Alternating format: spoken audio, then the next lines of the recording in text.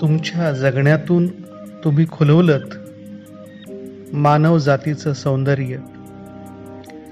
तुमच्या कर्तबगारीतून तुम्ही दाखवल्या दिशा,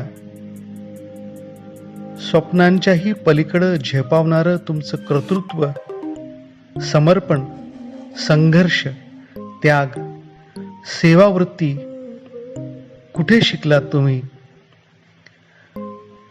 जगासोबत लढण्याचं बळ तुम्हाला मिळालं कुठून? या परंपराप्रिय समाजात तुम्ही पेटवलीत मशाल, अत्त दीप भव या सम्यक जगण्याची. एकटा माणूस हा कधीच एकटा नसतो. त्याच्या सोबत असतात ते प्रचंड विचार आणि परिस्थितीला भेदण्याचं सामर्थ्य. कोणत्या शाळेत, कोणत्या वर्गात आणि कोणत्या शिक्षकांकडून शिकलात हे शाश्वत क्रांतीचं तत्वज्ञान? आंदोलनाच्या या शाळेत शिकणारी अशीच एक मुलगी ग्रेटा थुनबर्ग. शाळेत शिकताना तिला असंख्य प्रश्नांनी अस्वस्थ केलं.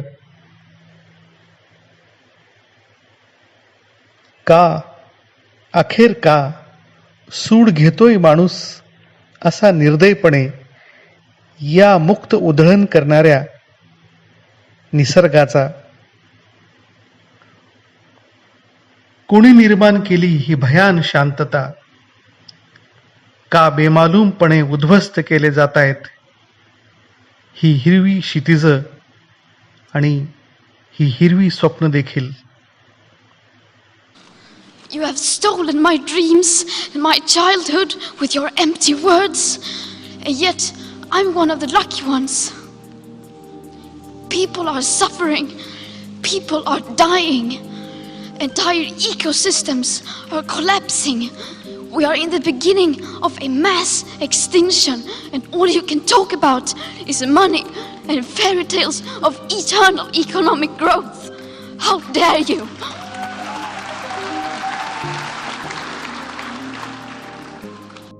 ग्रेटा, खरं तर तुझ्या वयात करायचा असतो हट्ट चॉकलेट आणि पिझ्झासाठी, पिकनिक किंवा पॉकेट मनीसाठी. पण हे सारं सोडून तू शोधत होतीस आपल्या सभोवतालचा भोवताल. फुलपाखरं, चिमण्या, भुंगे, गोगलगाय का नष्ट होत आहेत हे वास्तव पाहून कधी तू होत होतीस अंतर्मुख तर कधी अस्वस्थ. सहजीवन हा शब्द तू स्वीकारलास होतास एका प्रगल्भ जाणीवेतून. निसर्ग सृष्टीच्या भविष्याविषयी वर्गात जे शिकवतात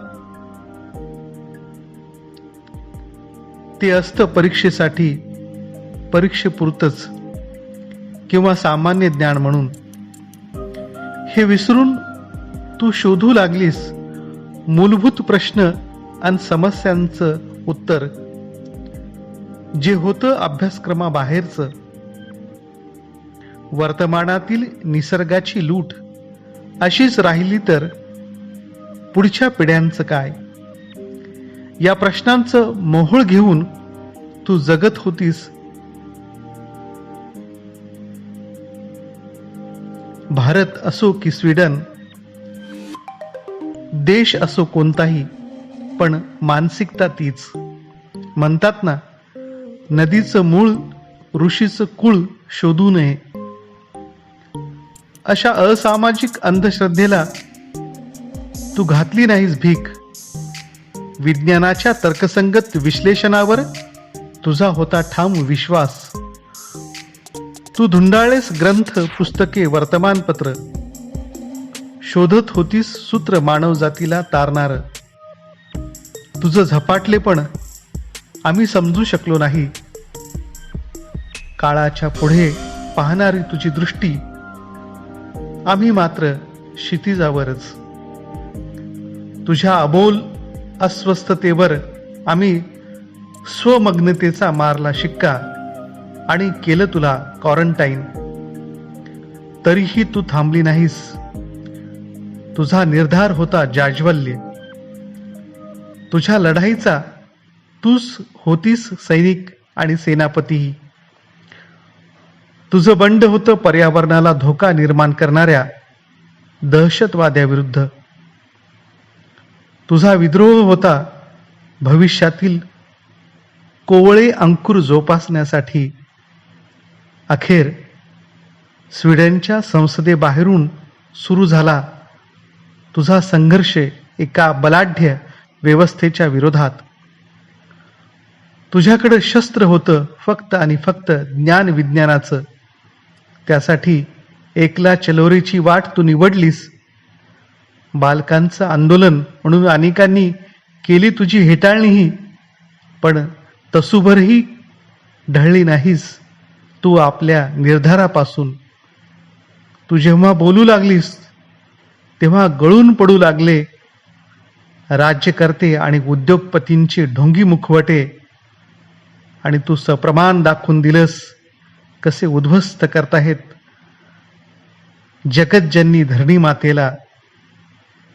स्वीडनमधील तुझी हाक ऐकली अख्ख्या जगानं. तुझ्या डोळ्यातील निरागसता आणि अंगार पाहून तुझा लढा संपवण्याचाही प्रयत्न ठरला असफल. आणि दिला तुझ्या लढ्याला पाठिंबा. तुझं अभियान जनआंदोलनाच्या रूपांतरित झालं. फ्रायडे फॉर फ्युचर असं म्हणत हजारो नव्हे तर लाखो शाळकरी मुलांना सोबत घेऊन तू पुकारलास एल्गार, प्रदूषणमुक्त वसुंधरेचा, प्रदूषणमुक्त वसुंधरेचा. हीच ती वेळ आहे सावध होण्याची. हीच ती वेळ आहे सावध करण्याची. वृक्षवल्ली आम्हा सोयरी वनचरे, पक्षीही सुस्वरे आळविती. या जगद्गुरु तुकोबांच्या ओळी सार्थ करण्याची. आता देशादेशात, राज्याराज्यात, गावागावात आणि घराघरात ग्रेटा निर्माण झाल्या पाहिजेत.